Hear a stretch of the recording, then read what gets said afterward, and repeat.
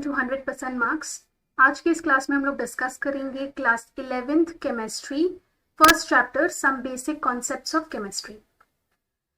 इस चैप्टर में सबसे पहले आपको केमिस्ट्री क्या है इसके बारे में बताया गया है, केमिस्ट्री के इम्पोर्टेंस के बारे में बताया गया है जो कि साइंस एनसीईआरटी में डिस्कस्ड है, तो आप वहाँ से डायरेक्टली भी पढ़ सकते हैं। वैसे केमिस्ट्री का बेसिक क्या मतलब हुआ? केमिस्ट्री का मतलब होता है कि मैटर का कॉम्पोजिशन और उसके प्रॉपर्टीज के बारे में केमिस्ट्री डिस्कस करता है। उस मैटर के जो पार्टिकल्स हैं वो किस तरीके के ट्रांसफॉर्मेशंस करते हैं, किस तरीके के चेंजेस करते हैं। ट्रांसफॉर्मेशंस का मतलब क्या हो गया? ट्रांसफॉर्मेशन का मतलब हो जाता है चेंजेस। वो फिजिकल चेंज भी हो सकता है या केमिकल चेंज भी हो सकता है। उन चेंजेस के बारे में भी, उन ट्रांसफॉर्मेशंस के बारे में भी केमिस्ट्री डिस्कस करता है।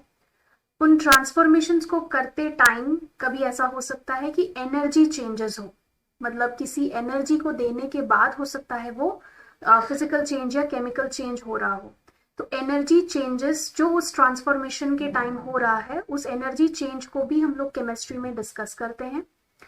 और इन ट्रांसफॉर्मेशंस को, जो केमिकल चेंज, फिजिकल चेंज होता है मैटर के पार्टिकल्स के साथ, इनको कौन से लॉज गाइड करते हैं, कौन से लॉज के बेसिस पर हम डिसाइड करते हैं कि किस तरीके का चेंज हो रहा है, उन सारे लॉज को भी हम लोग केमिस्ट्री में ही पढ़ते हैं। तो इन सारी चीजों का डिस्कशन, सारी चीजों का स्टडी केमिस्ट्री में होता है, जो कि एक ब्रांच ऑफ साइंस में आता है। अब इस केमिस्ट्री का सबसे इम्पोर्टेंट जो पार्ट है वो है मैटर, जिसके बारे में हमने क्लास 9th में डिस्कस कर लिया है ना। मैटर के बारे में कि मैटर क्या होता है, किन चीज़ों से बना हुआ है और मैटर के क्या क्या प्रॉपर्टीज होते हैं, ये सब हमने क्लास 9th में ऑलरेडी डिस्कस किया हुआ है। तो उसको एक बार फिर से रिकॉल कर लेते हैं कि मैटर एक ऐसा सब्सटेंस है जो स्पेस ऑक्यूपाई करता है और उसमें मास प्रेजेंट होता है और उसको हम अपने किसी भी 5 सेंसेस से फील कर सकते हैं, महसूस कर सकते हैं, तो उसको हम मैटर कहेंगे। मैटर के क्लासिफिकेशन के बारे में भी हमें क्लास 9th में पढ़ाया गया है। क्या पढ़ाया हमने, उसको भी एक बार हम लोग फिर से रिकॉल कर लेते हैं। हमने पढ़ा हुआ है कि मैटर का 2 तरीके का क्लासिफिकेशन होता है। एक तो होता है फिजिकल क्लासिफिकेशन, ठीक है। एक हम लोग फिजिकल क्लासिफिकेशन के बारे में पढ़ते हैं जो हमने 9th के फर्स्ट चैप्टर में पढ़ा हुआ था, जिसमें कि मैटर के 3 स्टेट्स के बारे में हम लोग को बताया गया है, सॉलिड, लिक्विड, गैस, और उनके प्रॉपर्टीज अलग अलग तरीके के होते हैं। प्रॉपर्टीज के बेसिस पे उनको डिफरेंशिएट भी किया जा सकता है। ये सब क्लास 9th का टॉपिक है जो आप पहले से जानते हैं। देन एक केमिकल क्लासिफिकेशन होता है जो कि आपने क्लास 9th के सेकेंड चैप्टर में पढ़ा हुआ था। केमिकल क्लासिफिकेशन के हिसाब से मैटर को 2 पार्ट्स में हम बांट सकते हैं। एक होता है प्योर सब्सटेंस और दूसरा होता है इम्प्योर सब्सटेंस। प्योर मतलब कि जो एक तरीके के पार्टिकल से बना हुआ हो, और इम्प्योर सब्सटेंस मतलब जो बहुत अलग अलग तरीके के पार्टिकल से बना हुआ सब्सटेंस को हम इम्प्योर सब्सटेंस कहते हैं। इम्प्योर सब्सटेंस का एग्जाम्पल होता है मिक्सचर, या आप इम्प्योर सब्सटेंस को मिक्सचर भी कह सकते हैं। प्योर सब्सटेंस को 2 पार्ट्स में डिवाइड किया गया है। क्या क्या होता है वो? एक तो होता है एलिमेंट और दूसरा होता है कंपाउंड।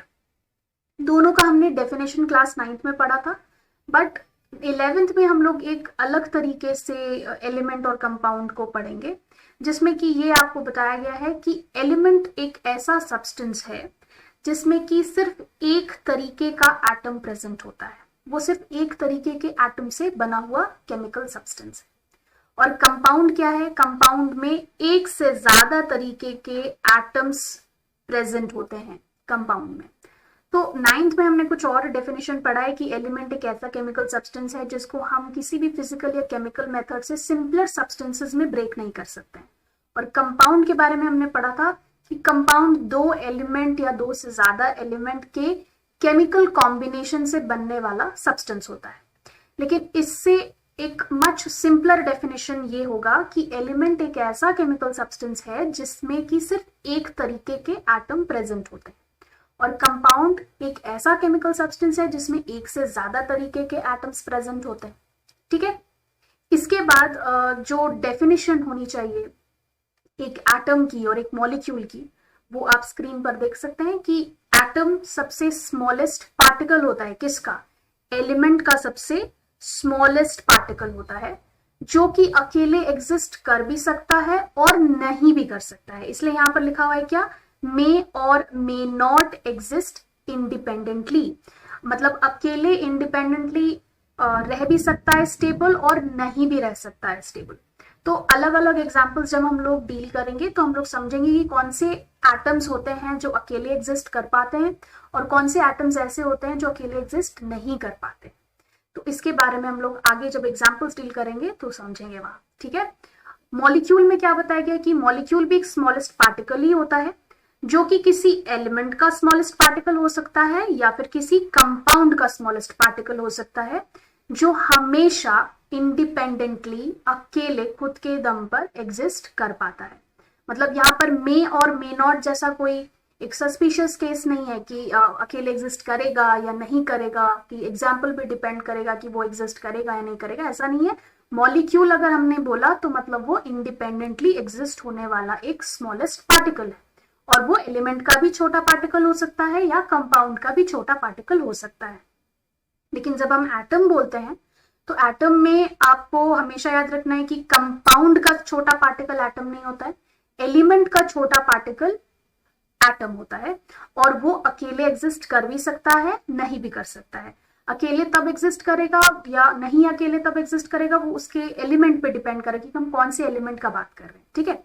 चलिए अब हम लोग इस चीज के डिफरेंस को समझ लेते हैं यूजिंग सम एग्जांपल्स, तब ये थोड़ा क्लियर हो जाएगा। जैसे यहाँ पर आपको एग्जांपल्स में कुछ एलिमेंट्स, कंपाउंड्स, एटम, मॉलिक्यूल सबके कुछ कुछ एग्जांपल्स दिखाई दे रहे हैं। हम लोग को इन सारे एग्जांपल्स को एटम, मॉलिक्यूल, एलिमेंट, कंपाउंड के बेसिस पर अलग अलग करके कैटेगराइज करना है। तो एक एक करके हम लोग लिखते हैं इसके आंसर्स को, ठीक है। हमेशा क्या याद रखेंगे हम लोग, हमेशा याद रखेंगे कि एटम उसी को कहेंगे जो अकेले एग्जिस्ट कर भी सकता है, नहीं भी कर सकता है। मॉलिक्यूल उसको कहेंगे जो अकेले एग्जिस्ट कर पाएगा, और एलिमेंट का भी वो मॉलिक्यूल हो सकता है या कंपाउंड का भी मॉलिक्यूल हो सकता है। एलिमेंट उसको कहेंगे जिसमें एक तरीके के एटम्स होंगे, कंपाउंड उसको कहेंगे जिसमें एक से ज्यादा तरीके के एटम्स होंगे। तो इन चीजों को दिमाग में रखते हुए इसको हम लोग कैटेगराइज करते हैं। सबसे पहले एयू, एयू लिखा हुआ है मतलब ये गोल्ड का सिंबल है, तो गोल्ड एक तरीके का एलिमेंट भी है और गोल्ड के एटम्स भी होते हैं जो कि अकेले एग्जिस्ट कर पाते हैं। तो इसका मतलब हम इसको एटम के कैटेगरी में भी रख सकते हैं और एलिमेंट के कैटेगरी में भी रख सकते हैं। इसके बाद है हीलियम। हीलियम के बारे में हम जानते हैं कि वो एक नोबल गैस होता है। तो नोबल गैस होने का मतलब कि वो किसी के साथ कंबाइन नहीं करना चाहता है, इसका मतलब कि वो अकेले एग्जिस्ट करता है। अकेले एग्जिस्ट करने के साथ साथ अगर वो किसी के साथ कंबाइन नहीं करेगा तो इसका मतलब है कि वो कभी कंपाउंड नहीं बना सकता है, राइट। तो हम इसको कंपाउंड की कैटेगरी में तो कभी नहीं रखेंगे।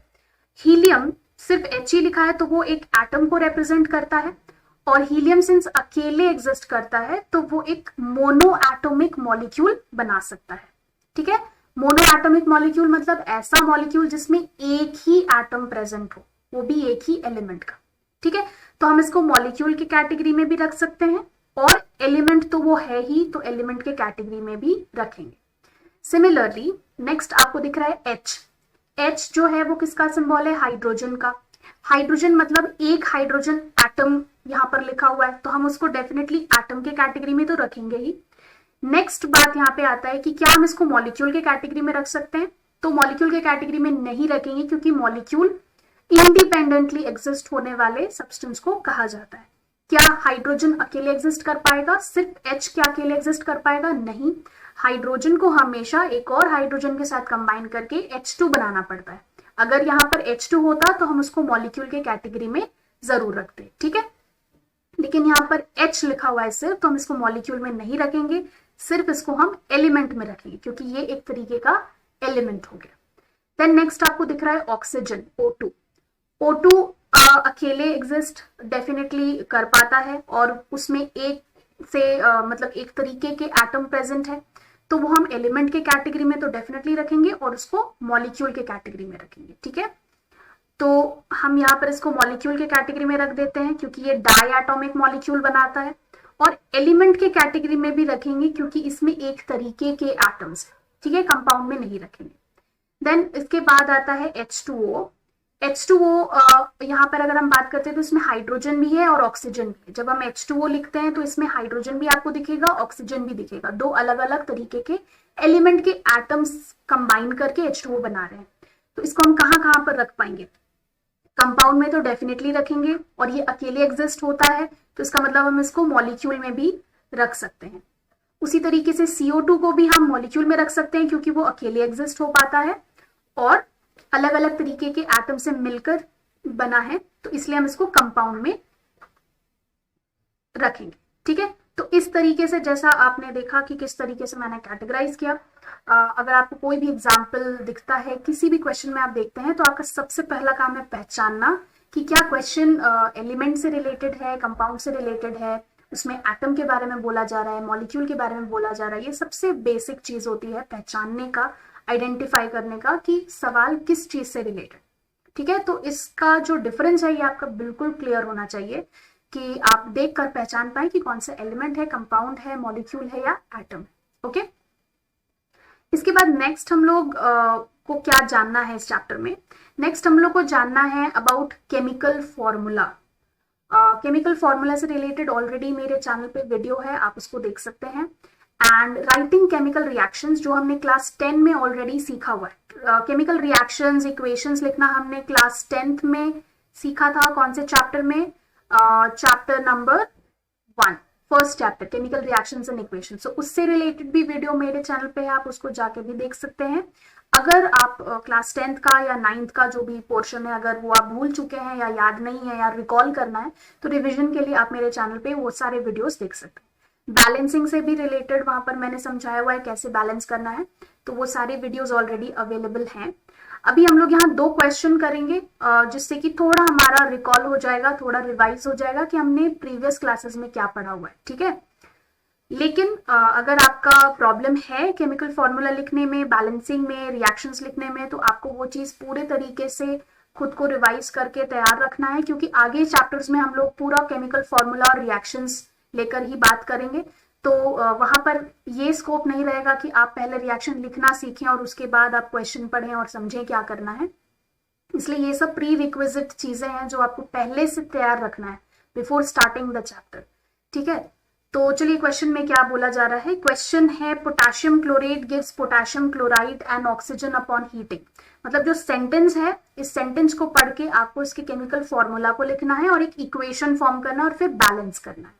ये काम होता है कभी भी क्वेश्चन आए इस फर्स्ट चैप्टर से, बेसिक कॉन्सेप्ट्स ऑफ केमिस्ट्री या आगे के कोई भी चैप्टर जो हम केमिकल रिएक्शन से रिलेटेड डील करेंगे, सबसे पहला आपका काम यही है कि आप क्वेश्चन पढ़ के क्या क्या कंपाउंड्स एंड एलिमेंट से रिलेटेड वो सवाल दिया हुआ है वो पहचाने, उसके फॉर्मूलाज को लिखना आपको चाहिए और फॉर्मूला लिखने के बाद उसको इक्वेशन बनाने का कोशिश करिए, बैलेंस करने का कोशिश करिए, उसके बाद ही आप क्वेश्चन आगे प्रोसीड करेंगे। ठीक है, सो पोटेशियम क्लोरेट सबसे पहले दिया हुआ है तो वो हमारा रिएक्टेंट हुआ और वो पोटेशियम क्लोराइड और ऑक्सीजन दे रहा है अपॉन हीटिंग।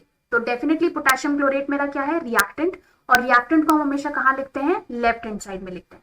तो इसलिए हम पोटेशियम क्लोरेट के लिए क्या लिखेंगे? हम लिखने वाले हैं KClO3 जो कि इसका फॉर्मूला होता है। तो KClO3 में आपका अगर क्लोरेट का आपको फॉर्मूला पूछा जाए कि क्लोरेट का फॉर्मूला क्या है तो वो होता है CO3 माइनस, ClO3 माइनस। ये क्लोरेट का फॉर्मूला है जो अगर आपने 10th में नहीं पढ़ा है तो अभी 11th में कुछ कुछ नए आयंस का नाम इंट्रोड्यूस होगा, एनायंस का नाम आपको नया नया दिखेगा, तो वो सब आपको याद करके रखना होगा। ठीक है, अपार्ट फ्रॉम जो भी आपने क्लास 10th में पढ़ा। चलिए इसके आगे हम लोग डिस्कस करते हैं। ये तो हमारा रिएक्टेंट हो गया जो हमें लिखना है यहाँ। इसके बाद प्रोडक्ट में आपको दिख रहा है पोटेशियम क्लोराइड। तो पोटेशियम क्लोराइड तो KCl होता है, सबको पता है। और ऑक्सीजन, तो ऑक्सीजन सिर्फ O तो नहीं प्रोड्यूस हो रहा है, O2 के फॉर्म में प्रोड्यूस हो रहा है। ठीक है, तो O2 लिखेंगे। तो ये हमारे रिएक्टेंट और प्रोडक्ट हमने लिख दिया।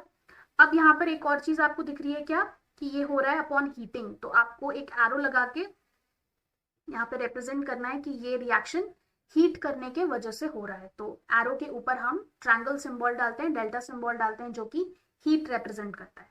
और ये दोनों प्रोडक्ट है तो बीच में आप प्लस लगाएंगे। अब चाहे तो यहाँ पर स्टेट्स, किस स्टेट में कौन सा सब्सटेंस बना वो भी मेंशन कर सकते हैं, बट यहाँ पर हमको उससे ज्यादा इंपॉर्टेंट बैलेंसिंग है कि हमको बैलेंस करना है।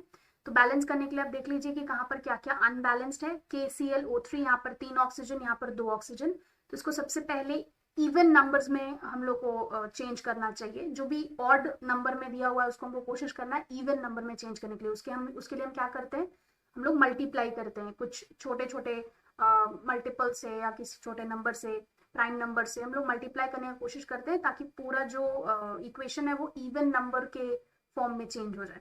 तो यहाँ पे O3 है, तो इस 3 को हम किस तरीके से इवन में कन्वर्ट करेंगे, किससे मल्टीप्लाई करेंगे कि ये एक इवन नंबर में कन्वर्ट हो जाएगा। तो 2 सबसे छोटा नंबर हुआ, तो अगर हम 2 से मल्टीप्लाई करते हैं तो यहाँ पर 6 ऑक्सीजन हो जाता है, और यहाँ पर मेरे पास 2 ऑक्सीजन है, तो इसको 2 को 6 बनाने के लिए हमको क्या करना पड़ेगा, इसको 3 से मल्टीप्लाई करना पड़ेगा। तो यहाँ पर भी आपका 6 ऑक्सीजन हो गया। लेकिन यहाँ मल्टीप्लाई करने से KCl ये भी 2 हो जा रहा है, तो इसके लिए भी हम क्या करेंगे, यहाँ पर 2 लगाएंगे। एंड दैट इज हाउ कितनी इजीली आपने इसको बैलेंस कर लिया है। ठीक है, तो ये तो काफी सिंपल सा इक्वेशन है। इस तरीके से और भी डिफरेंट बैलेंसिंग वाले क्वेश्चंस होंगे, और उस पे बेस्ड आगे आपको न्यूमेरिकल बनाना होगा आफ्टर बैलेंसिंग। तो इसलिए आपका बैलेंसिंग पार्ट और रिएक्शन लिखना और केमिकल फॉर्मूला लिखना, ये सब पूरा आपका क्लियर होना चाहिए, तभी आप आगे केमिस्ट्री में आपका कोई दिक्कत नहीं होगा। तो ये सबसे बेसिक चीज है। अगर आपने 9th-10th में नहीं कवर अप किया है तो प्लीज 11th का केमिस्ट्री शुरू करने से पहले अच्छा होगा कि आप 9th और 10th का ये फॉर्मूला राइटिंग एंड रिएक्शन लिखना, बैलेंसिंग करना, ये सारा पोर्शन आप क्लियर कर लें और तभी 11th की केमिस्ट्री की पढ़ाई स्टार्ट करें। ठीक है, तो नेक्स्ट आपको चैप्टर में सबसे इंपॉर्टेंट जो आपके चैप्टर में है वो है लॉज ऑफ केमिकल कॉम्बिनेशन, जिसके बारे में हमने क्लास 9th में थोड़ा सा डिस्कस किया था। हमने वहां पर 2 लॉज डिस्कस किया है, पहला और दूसरा जो आप स्क्रीन पे देख रहे हैं। लॉ ऑफ कंजर्वेशन ऑफ मास, ये हमने डिस्कस किया हुआ है, और लॉ ऑफ डेफिनिट प्रोपोर्शंस और लॉ ऑफ कांस्टेंट प्रोपोर्शंस, ये दोनों लॉ हमने क्लास 9th में 3rd chapter atoms and molecules, इस चैप्टर में हमने डिस्कस किया हुआ है। बाकी का जितना भी लॉज का नाम आप देख रहे हैं ये सब हमने पहले डिस्कस नहीं किया है, तो ये सब आपके लिए नया होगा। लेकिन first law and second law से रिलेटेड भी हमने बहुत कॉम्प्लेक्स न्यूमेरिकल्स नहीं डील किया था। सिंपल छोटे मोटे जो न्यूमेरिकल्स होते थे वो न्यूमेरिकल्स हमने डिस्कस किया था, लेकिन थोड़ा एक लेवल का जो ऊपर एक कॉम्प्लेक्स न्यूमेरिकल होता है वैसा कुछ हमने डिस्कस नहीं किया है, तो वो सब भी हम लोग इस चैप्टर में डील करेंगे। तो यहाँ पर टोटल आपको 5 लॉ दिख रहा है जो कि आपके NCERT के सिलेबस में है। तो क्या क्या लॉज है, पहला तो लॉ है law of conservation of mass, which is given by Antoine Laurent Lavoisier, जो आप पहले से जानते हैं। सेकेंड लॉ है लॉ ऑफ डेफिनिट प्रोपोर्शंस और constant proportions, which is given by Joseph L Proust, जिसके बारे में भी आपको पहले से पता है। थर्ड लॉ आपके लिए नया है, ये लॉ है लॉ ऑफ मल्टीपल प्रोपोर्शंस, जो कि जॉन डाल्टन ने प्रपोज किया था, जॉन डाल्टन ने बनाया था। अब जॉन डाल्टन से रिलेटेड आपने एक और चीज पढ़ी हुई है क्लास 9 से ही, which is Dalton's atomic theory, जो कि सबसे पहली एटॉमिक थ्योरी है, तो वो आपने पढ़ी हुई है। लेकिन उससे रिलेटेड एक और हम लोग को यहाँ लॉ पढ़ना है, that is law of multiple proportions. ठीक है, नेक्स्ट नंबर 4 आपको दिख रहा है लॉ ऑफ गैसियस वॉल्यूम, या फिर इसका एक दूसरा नाम होता है Gay-Lussac's law of combining volume, which is given by गे-लुसक।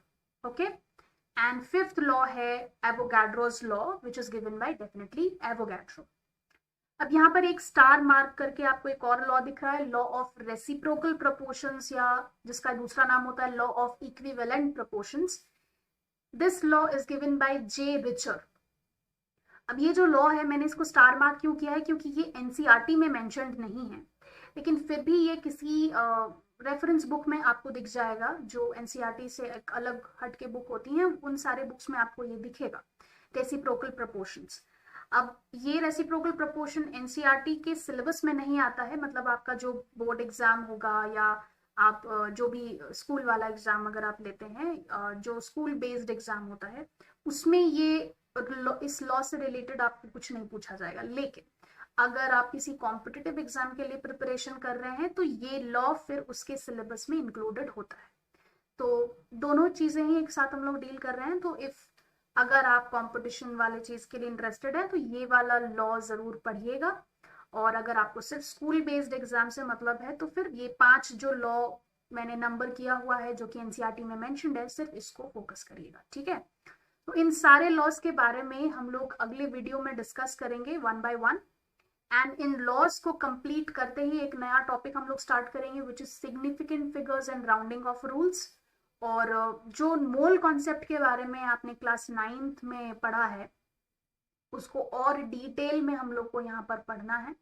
और एक नया टॉपिक आएगा स्टोइक्योमेट्री, वो पढ़ना है एंड कॉन्सेंट्रेशन टर्म्स पढ़ना है। तो ये सारा जो मेन टॉपिक्स है उसके बारे में मैंने आपको भी बताया। इससे रिलेटेड आगे भी वीडियोस आती रहेंगी, तो stay tuned. Until then keep learning, happy learning.